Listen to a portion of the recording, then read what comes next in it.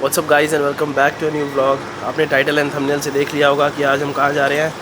आज हमें जाना है फाइनली यहाँ टोक्यो के डिज़नीलैंड। एंड डिज़नीलैंड के लिए मैं पर्सनली बहुत ज़्यादा एक्साइटेड था क्योंकि यूनिवर्सल स्टूडियोज़ मैंने आपको दिखाया था ओसाका में। एंड यूनिवर्सल स्टूडियोज़ में पिछले आई थिंक एक साल में 3 बार जा चुका था, बट डिज़नीलैंड हम लास्ट गए थे। When we went to Disneyland last time? I think it was like 6 years ago or something. In Paris. It was, wait, because it was just when we met, Just when we met. right? So it Yeah. was 6 years ago. Right. तो डिज़नीलैंड हम दोनों साथ ही गए थे last बार Paris वाले में। वो उस टाइम पे था जब मैं वेरोनिका से जस्ट मिला ही था 2017 में। एंड उससे पहले मैं हांगकांग वाले डिज़नीलैंड गया था अराउंड 10 साल पहले। तो डिज़नीलैंड गए हुए बहुत ज़्यादा टाइम हो गया है। एंड मैंने सुना है यहाँ टोक्यो का बहुत ही अच्छा है डिज़नीलैंड। बट डिज़नीलैंड जाने से पहले हमें एक जगह और जाना है, उसका नाम है अकिहाबारा, जो यहाँ पूरे टोक्यो की एनिमे कैपिटल है। एंड सिर्फ एनिमे ही नहीं, वहाँ पे और बहुत सारी चीज़ें हैं। वो जगह जो है अकिहाबारा, वो अपने इलेक्ट्रॉनिक मार्केट के लिए बहुत फेमस है। तो पहले यहाँ से वहाँ चलते हैं, वो आपको पूरा एरिया दिखाता हूँ। आई थिंक बहुत सारे लोग एनिमे के फैंस होंगे। मैं पर्सनली नहीं देखता, बट आई थिंक बहुत सारे लोग देखते हैं।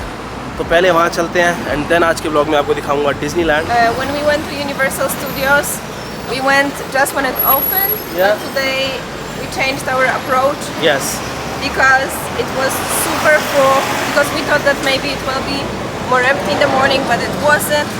So today we thought we'll go later in the evening या because it's also very sunny and very hot today.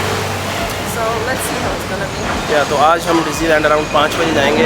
Universal Studios उस दिन मैं सुबह 9 बजे गया था। मैंने सोचा था कि जिस टाइम पे खुलता है उस टाइम पे सबसे कम भीड़ होगी, बट इतनी ज़्यादा भीड़ थी तो मैंने सोचा आज शाम को चलते हैं। ऑलरेडी आई थिंक बहुत सारे लोग थक के चले जाते हैं वापस। एंड कम भीड़ मिलनी चाहिए, बट स्टिल वो तो जाके ही पता लगेगा। एंड जाने से पहले एक चीज़ और करनी है, वो है ब्रेकफास्ट। आज भी ब्रेकफास्ट के लिए आए हैं एक रामन जॉइंट। पिछले 3-4 दिन से डेली खा रहे हैं एक ना एक मील हम रामन, जो ये जापानीज़ नूडल्स होती हैं। तो ये यहाँ का मेन्यू। एंड वेरोनिका ने ऑर्डर करी है ये वाली रामन, सब कुछ एक तो जापानीज़ में लिखा हुआ है। एंड मैंने करी है ये स्पाइसी। बस इतना पता लग रहा है कि ये स्पाइसी रामन है। तो अभी तक इतने सारे रामन रेस्टोरेंट हमने ट्राई कर लिए हैं, इतनी सारी different kind of Raman. Her restaurant कुछ अलग बनाता है, तो अपने आप में एक एक्सपीरियंस है नई रामन ट्राई करना। I don't think ramen is for me for this hot weather because it makes me feel so heavy. या Like for winters, it's probably the best thing you can have. But for 35 degrees, I don't think so. Sushi is much better because it makes me feel full but light. एक चीज़ मैंने देखी कि यहाँ के लोग इतने अच्छे हैं, इतना खुश होते हैं आपको देख के, फॉरेनर्स को देख के इतने अच्छे से आपको ग्रीट करेंगे। जाते जाते हर बार कुछ ना कुछ छोटा सा दे देते हैं as a gesture. Very nice. They are very, very helpful, always smiling. Yeah. You know, even when we went to this McDonald's, या they gave me a table right away, and then I got the order, and I just sat down at the table and I got my order immediately to the table at McDonald's. Even McDonald's में भी ऐसा treatment मिलता है जैसे आप एक fine dine restaurant पे आए हुए हो, which is really really nice. And अब यहाँ से हमें लेनी है मेट्रो डायरेक्ट। 7 स्टॉप है अकिहाबारा स्टेशन के। When it comes to Japanese shows, I always watched Pokemon and Power Rangers is also, I think, Japanese, no? I have no idea. But in India, we watch a lot of Japanese shows. Okay. We had Doraemon, Shin-chan, Kochikame. So these were all Japanese. And yeah, they are very famous in India. I also know Dragon Ball, is it? Dragon Ball Z is Japanese, yes. Yeah, but I didn't watch it. But Yeah, me too. I know that it was kind of famous.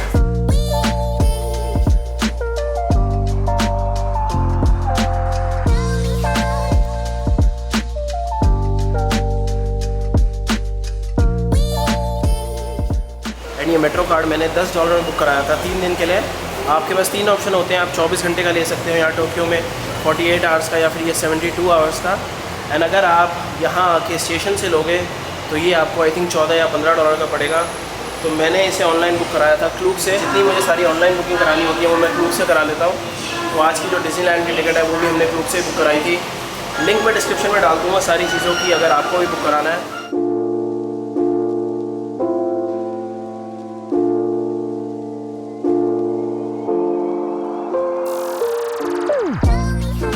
Finally पहुंच गए हैं यहाँ Akihabara electric town. तो as the name suggest, anime के साथ साथ ये यहाँ का मेन सारा इलेक्ट्रॉनिक्स का हब है टोक्यो का। तो अगर आपको कोई भी इलेक्ट्रॉनिक्स ख़रीदना है, चाहे फिर वो कुछ भी हो, सब कुछ आपको सबसे बेस्ट प्राइसेस पे इसी एरिया में मिलेगा। यहाँ पर एक बहुत ही फेमस शॉपिंग मॉल है, बस उसी की तरह वॉक करते हुए जा रहे हैं। थोड़ा बहुत इलेक्ट्रॉनिक के प्राइसेस मैं भी देखता हूँ। एंड मैंने गूगल पे पढ़ा कि इस एरिया में एक चीज़ और बहुत फेमस है, यहाँ पर बहुत सारे मेड कैफ़ेज़ हैं। Monica, would you like to explain what is a maid cafe? So I only know from what you told me. Okay. So it's a cafe where everyone has their own maid, waitresses dress as maids, Yeah. like anime maids. Anime, kind of. Yes. Basically उन cafes में क्या होता है कि जितनी भी सारी waitresses होती हैं, उन्होंने जो एनिमे मेड्स होती हैं उनका कॉस्ट्यूम पहना होता है। एंड मतलब कॉन्सेप्ट भी यही है कि आपको बहुत ज़्यादा अच्छा ट्रीट करेंगी एज अ मास्टर, और वो सर्वेंट है। तो ये कॉन्सेप्ट भी सिर्फ जापान में मिलेगा। पता नहीं यार ये क्या क्या अलग अलग चीज़ें बनाते हैं। I think it's a curl cafe. I think अंदर जाके ये कोई एनिमे स्टोर है, बट सब कुछ जापानीज़ में लिखा हुआ है तो समझ नहीं आ रहा। आगे देखते हैं। ये सामने एक कैट कैफ़े है। मैंने आपको बताया था कि यहाँ पर एनिमल कैफ़ेज़ बहुत फेमस हैं। तो नॉर्मल एक कैफ़े होता है, बस अंदर बहुत सारी बिल्लियाँ हैं। एंड एनिमे के साथ साथ एक चीज़ और है जिसके लिए यहाँ पर क्रेज़ अलग ही है। यहाँ की मांगा कॉमिक बुक्स, जो जापानीज़ कॉमिक बुक्स होती हैं, उसके लिए इन्होंने इवन डेडिकेटेड मांगा कैफ़े बनाए हुए हैं, जहाँ आप जाके रूम रेंट कर सकते हो। छोटा सा पॉड सा दे देते हैं आपको 2-3 घंटे के लिए। एंड बिल्कुल सामने मेरे सबसे बड़ा डिस्काउंटेड इलेक्ट्रॉनिक स्टोर है, तो इसके अंदर चलते हैं एंड देखते हैं कि कितना सस्ता है यहाँ इलेक्ट्रॉनिक जापान में। स्टोर का नाम है यादो बाशी अकीबा। अंदर जाके एक बार PS5 का ही प्राइस देखता हूँ, अगर सही हुआ तो ले लूँगा। एंड सबसे पहली चीज़ जिसमें लोग इंटरेस्टेड होते हैं वो होता है आईफोन। तो आईफोन के प्राइसेस बता देता हूँ। यहाँ पर ये आईफोन 14 प्रो का प्राइस है 153,696, 1.5 लाख येन। बट इस पर अभी आपको 10% और डिस्काउंट मिलेगा टैक्स फ्री। तो मैंने अभी INR में कैलकुलेट किया, आपको ये अराउंड 82-83,000 का पड़ेगा। बिल्कुल सेम US वाले रेट है। एंड स्टोर का आप साइज़ देखो, इतना बड़ा स्टोर है।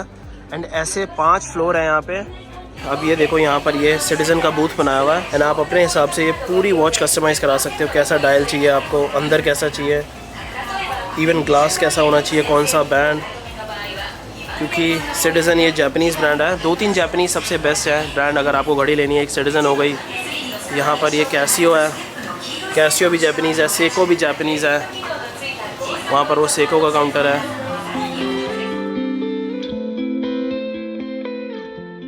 ये इलेक्ट्रॉनिक स्टोर इतना बड़ा था कि 1 घंटे से ज़्यादा हमें स्टोर में ही लग गया। एंड अब ऑलरेडी 4 बज गए हैं। तो मैं सोच रहा हूँ कि पहले डिज़नीलैंड चल लेते हैं, क्योंकि फिर यार सनसेट हो जाएगा। एंड मैं चाहता हूँ कि थोड़ा बहुत हमारे पास टाइम हो ड्यूरिंग द डे डिज़नीलैंड में। एंड जो चीज़ें रह गई हैं हमारी यहाँ पे, जैसे एक एनिमे शॉप मुझे विज़िट करनी थी या फिर कॉमिक शॉप, वो मैं सोच रहा हूँ या तो डिज़नीलैंड से फ्री होके कर लेंगे या फिर कल फिर से आ जाएंगे यहाँ पे।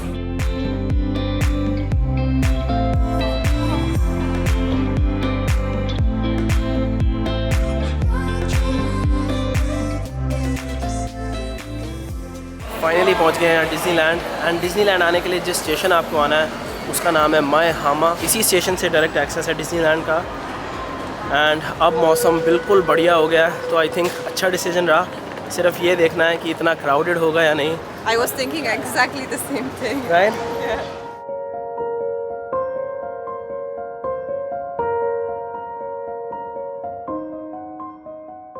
एंड डिज़नीलैंड की भी टिकट मैंने ऑलरेडी क्लूक से बुक करा ली थी। ये हमारी कल के लिए बुक है माउंट फूजी। तो बस हमें एंट्रेंस पे जाके अपना वाउचर स्कैन करना है, कोई भी लाइन में नहीं खड़ा होना पड़ेगा टिकट के लिए। एंड ये है सामने डिज़नी वालों का खुद का होटल। एंड मैंने सुना है कि अगर आप इसमें स्टे कर रहे हो तो आपकी डिज़नीलैंड की एंट्रेंस फ्री होती है, बट अगर आप इसमें स्टे करोगे तो ईज़िली 25 से 30 हज़ार का कमरा होगा यहाँ पे। एंड सनसेट भी आई थिंक 1 घंटे में होने वाला है।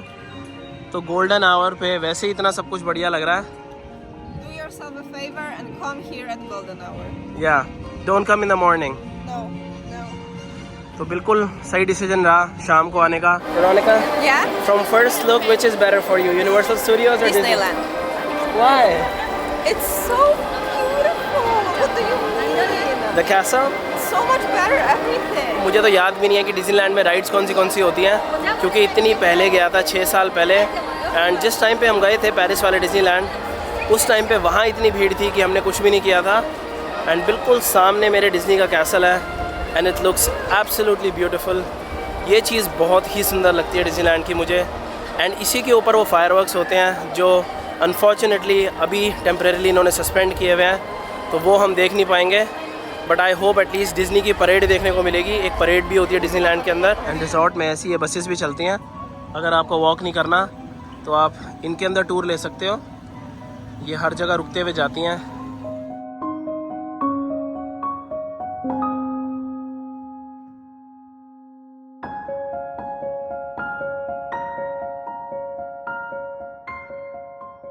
एंड सामने इन्होंने ये 40 इसलिए लिखा हुआ है क्योंकि अप्रैल में डिज़नी की 40th एनिवर्सरी थी।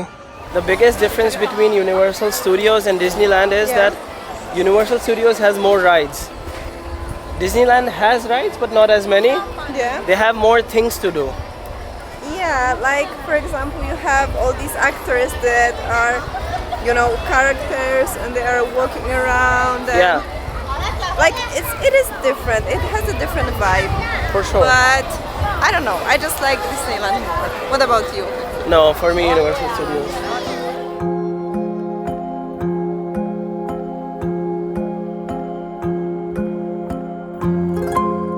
तो ये जो दूसरी राइड हम ले रहे हैं ये कोई बोट राइड है।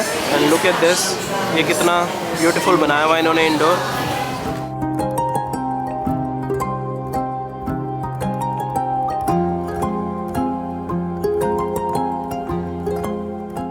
अगर मैं सिर्फ इंफ्रास्ट्रक्चर की बात करूं, जो सारी डेकोरेशन है, जो वाइब है जगह की, तो डिज़नीलैंड बहुत ही सुंदर है यार, बहुत photogenic, everything looks really really nice.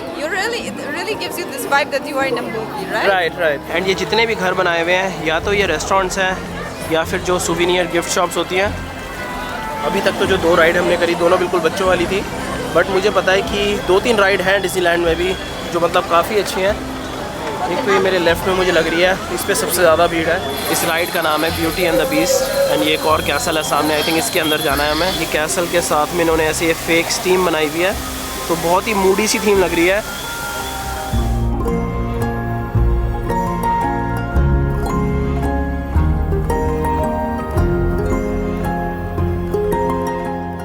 अब सामने पूरा स्काई ऑरेंज हो गया, इतना ब्यूटीफुल सनसेट हुआ है। It seems like Disneyland has its own sky. Yeah.